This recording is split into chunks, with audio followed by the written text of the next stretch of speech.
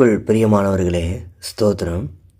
கடந்த மாதம் ஜனவரி மாதம் 23ஆந்தேதி பார்த்தீங்கன்னா, செங்கல்பட்டு மாவட்டம் மதுராந்தகத்தில் பிஜேபியோடைய ஒரு மீட்டிங் நடந்திருந்தது. அதில் ஒரு 5-6க்கும் மேற்பட்டதான ஃபாதர்மார்கள் அங்கே போயிருந்தாங்க.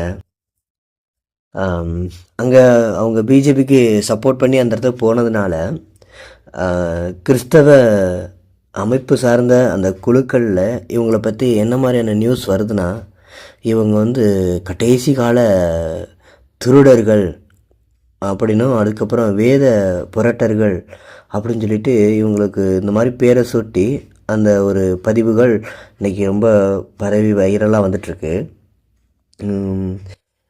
இவங்களுக்கு இந்த மாதிரி பட்டம் சூட்டினதே யாருன்னா ஒரு கிறிஸ்தவர் தான். அதனால் சரியாக யாரும் சொல்ல முடியலை. எனக்கு ஆனால் அதில் ஒரு சின்ன கேள்வி வந்துச்சு. இந்த கிறிஸ்தவர்களுக்கு ஆர்எஸ்எஸ் அமைப்புகளையும் அது மட்டுமல்லாமல் இந்துத்துவ அமைப்பு பிஜேபி இவங்களெல்லாம் பார்த்தா ஏன் பிடிக்குதே இல்லைன்னு எனக்கு தெரியலை. இந்துன்னு சொல்லிட்டாவே உடனே நீங்கள் அவங்கள சத்துரு அப்படிங்கிறத தான் பார்க்குறீங்க. ஏன் ஃபஸ்ட்டு அவங்கள மனுஷனாகவே பார்க்க மனசு வருதில்ல? அவங்கள சத்துருங்கிற முத்திரையை குத்தி அவங்கள ரொம்ப ஒதுக்கி வச்சுட்டே தான் இருக்கிறீங்களே தவிர, அவங்களும் நல்ல மனிதர்கள் தான் அப்படிங்கிறத, அவங்களும் ரட்சிக்கப்படணும் அப்படிங்கிற மனப்பான்மையோட ஏன் பார்க்குறதே இல்லை? இப்போ அவர் அந்த பிஜேபி சப்போர்ட் பண்ணிட்டு போனதுனால அவர் திருடரும் புரட்டருமாக மாறிட்டார். ஏன் நீங்கள்லாம் மற்ற விஷயத்துக்கு உலக காரியத்துக்கு ஒத்து போனதே இல்லையா? நீங்கள் உலக நடைமுறைக்கு ஒத்தே போனது இல்லையா? உலகத்திலும் உலகத்தில் உள்ளவைகளிலும் அன்பு கூறாதீங்கன்னு இருக்குது. எல்லாருமே ரட்சிக்கப்பட்ட எல்லோருமே அப்படி தான் வாழ்கிறீங்களா? அது இல்லை தானே. சரி, இப்போ இந்த இடத்துல அவங்க ஒன்றும் அங்கே போன உடனே மாறிடலையே. அவர் அந்த தகப்பனார் அந்த ஃபாதர் என்ன சொல்லியிருக்கிறாருன்னா, ஒரு யோசேப்பை வைத்து எப்படி பார்வனுக்கு ஒரு ஆலோசனை கொடுக்க தேவன் கிருபை செய்தாரோ, அதே போல் எங்களையும் வைத்து இந்த ஆலோசனை கொடுப்பாரு, நாங்களும் அவருக்கு ஆலோசனை சொல்கிறதுக்காக போகிறோம்னு சொல்லியிருக்கிறாரு. ஒருவேளை அது நல்லதாகவே இருந்தால் நல்லது தானே. மோடி ஐயாவுக்கு இது போல் ஒரு ஆவிக்குரிய மனிதன் ஆலோசனை கொடுக்கறது நல்லது தானே. ஆலோசனை இல்லாததுனால தானே இப்படிப்பட்ட கட்சிகள் கொஞ்சம் விரோதமாக செயல்பட்டுருக்குறாங்க. ஆலோசனை கிடைச்சிட்டா இது நல்ல வழியிலையும் யோசித்து பார்க்கலாம். ஏன் நான் அந்த விஷயத்தை சொல்ல வரேன்னா, லூக்கா 5:30 கூட பார்த்தீங்கன்னா, இயேசு கிறிஸ்து பாவிகளோடும் ஆயக்காரரோடும் போஜனம் பண்ணியிருக்கிறாரு. பாவிகளோடும் ஆயக்காரரோடும் போஜனம் பண்ணுறாரு. அப்பொழுது இந்த பரிசேயர்களும் வேதத்தை அறிந்ததான வேத பாரகர்களும் இயேசு வந்ததில் முறுமுறுத்துட்டும் குறை கண்டுபிடிச்சிட்டே இருக்கிறாங்க.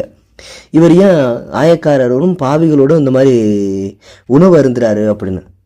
அப்படின்னா இப்படி ஒரு கிறிஸ்து இப்படிலாம் உணவு அருந்துவாரா அப்படிங்கிறதான கேள்விகள் அவங்களுக்குள்ள வந்துக்கிட்டே இருக்கு. அப்புறம் நீங்கள் இப்போ இந்த இடத்துல யாரை போல இருக்கிறீங்கன்னு ஃபஸ்ட்டு யோசிச்சு பாருங்களேன். ஏன்னா இப்படி தவறான செய்தியை பரப்புறவங்களே, அதாவது ஒன்றும் இல்லை, ஒரு டெக்னாலஜி வளர்ந்துட்டா போதும் உடனே இது கடைசி காலம் சமீபமாயிருச்சு அப்படின்னு. ஏதோ ஒரு சண்டை நடந்துட்டா போதும் உடனே காலம் சமீபம் கடைசி காலம் அப்படின்னு. எல்லாருக்குமே தெரியுமையா கடைசி காலம் தான். அதுக்கு முன்னாடி நீங்கள் பயமுறுத்தாமல் இருங்க, இந்த பீதியை கிளப்பாமல் இருங்க. கடைசி காலம் சொல்லிவிட்டு நீங்கள் என்ன பண்ணுறீங்க தெரியுமா? எல்லா அக்கிரமத்தையும் நீங்கள் தான் மேலும் மேலும் பண்ணிக்கிட்டு இருக்கிறீங்க. பிஜேபி சரியில்லை, அவங்க சரியில்லை, இவங்க சரியில்லைன்னு சொல்லிட்டு நீங்கள் ஃபஸ்ட்டு ரொம்ப சுத்தமாக ஒஸ்ட்டாக மாறிட்டு இருக்கிறீங்க. அது கர்த்தருடைய பார்வையில் வேதனையாக தான் இருக்குது. நீங்கள் யாருக்கும் எந்த ஒரு பட்டத்தையும் கட்ட வேணாம். இவங்க உடனே கெட்டவங்க, அவங்க கெட்டவங்க அப்படின்னு. இப்போ ஜான் ஜபராஜ் அவர்களையும் நீங்கள் கெட்டவங்க, அவர் இப்படி பண்ணுறாரு அப்படி பண்ணுறாருன்னு சொல்லி தான் இருந்தீங்க. கடைசியில் என்னாச்சு அவரோட நிலைமை? அவர் எங்கேயோ அவருடைய ஊழியத்தை செஞ்சுட்டு இருக்கிறாரு. உங்களுக்கு பிடிக்காததுனால அவங்க கர்த்தருக்கும் பிடிக்காது அப்படிங்கிறத நீங்கள் பட்டம் கட்டிட முடியாது. சரி, இவர் ஜனங்கள் 400 வருடம் எகிப்தில் அடிமையாக இருக்கும்போது யோசேப்பு தான் விடுதலை பண்ணார் அப்படிங்கிறத சொன்னார். ஓகே, யோசேப்பு இல்லை, மோசே. இன்னொன்று என்னென்னா, யோசேப்பு உண்மையாலுமே பார்வோனுக்கு ஆலோசனை கொடுத்தது உண்டு. சரி, இது வார்த்தை வசனங்களில் சில பேர் அந்த பதட்டத்தில் நம்ம பேசுகிறது உண்மை தான். வேறு இன்னொன்று சத்தியத்துக்கு அது விரோதமாக எதுவும் போகலை.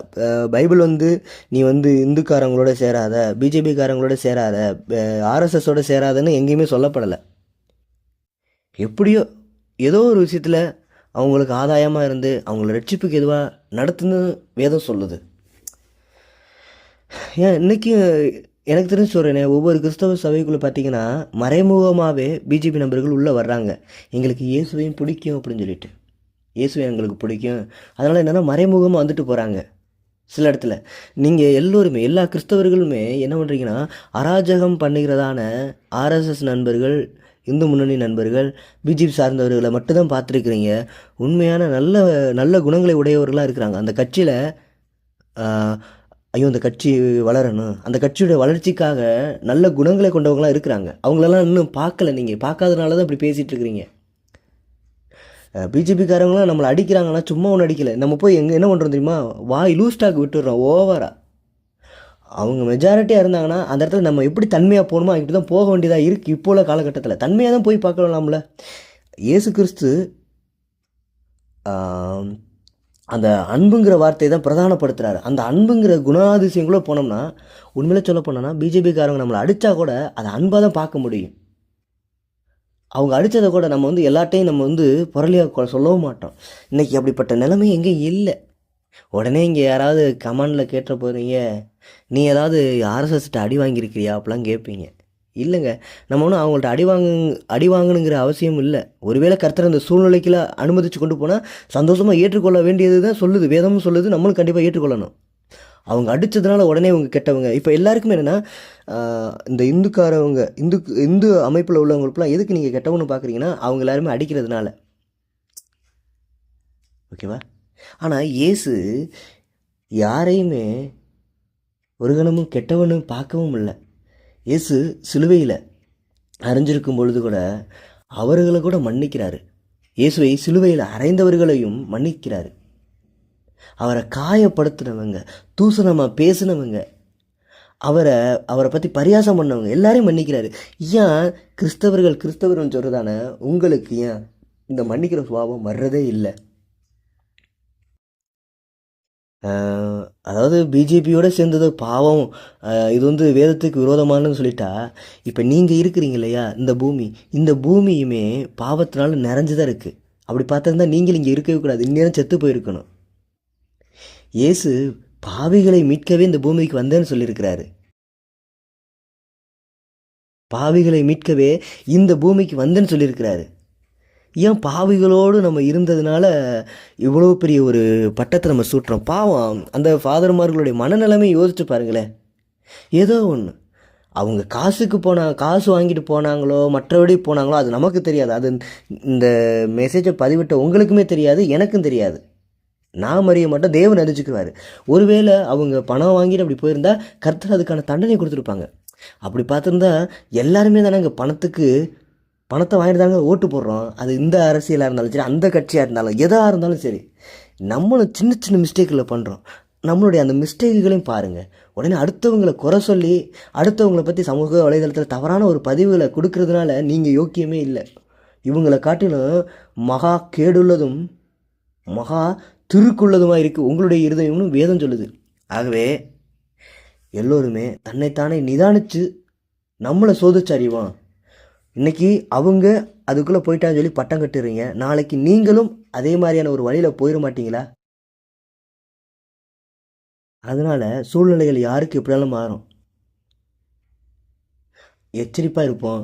அடுத்தவங்கள தவறான ஒரு கருத்துக்களை பதிவிட வேண்டாம். எனக்கு தெரிஞ்சு அதெல்லாம் நீங்கள் பண்ண வேண்டாம். அது கர்த்தர் பார்த்துக்குருவார். அவங்களுக்கான தண்டனை கொடுக்குறது தேவனுடைய கருத்தில் இருக்குது, அவரே கொடுத்துக்குருவார். ஒருவேளை இவங்க மூலமாக அந்த இடத்துல ரட்சிப்பு வந்துருச்சுன்னா, இவர்கள் மூலமாய் அந்த அரசியல் கட்சிகளுக்கு ரட்சிப்பு கிடச்சிருச்சுன்னா, அங்கே உள்ளவங்க எல்லாருக்குமே ஒரு ரட்சிப்பு கிடச்சுன்னா என்ன பண்ணுவீங்க? அப்போ இந்த முகத்தை எங்கே வச்சுக்கிருவீங்கன்னு கேட்குறேன். ஆகவே மற்ற மதத்தினரை வைத்து நீங்கள் தவறான முத்திரை குத்துறீங்க இல்லையா, அது மாறணும். ஃபஸ்ட்டு எல்லோருமே நம்மளை காட்டிலும் மேன்மையானவர்கள், சிறந்தவர்கள் அப்படிங்கிற ஃபஸ்ட்டு பார்வை வேணும். அவங்க அறியாமல் செய்கிறாங்களா சில விஷயங்கள், அவங்களுடைய அறியாமையை கண்டு ஜெபம் பண்ணுங்க. அதுக்கப்புறம் அவங்களுக்கு சூழ்நிலைகள் அமையும் போது நல்ல ஒரு கருத்துக்களை சொல்லுங்கள், அவங்களுடைய அறியாமையினுடைய காரியத்தை சொல்லிக் கொடுங்க. கர்த்தர் உங்களை ஆசீர்வதிப்பார்.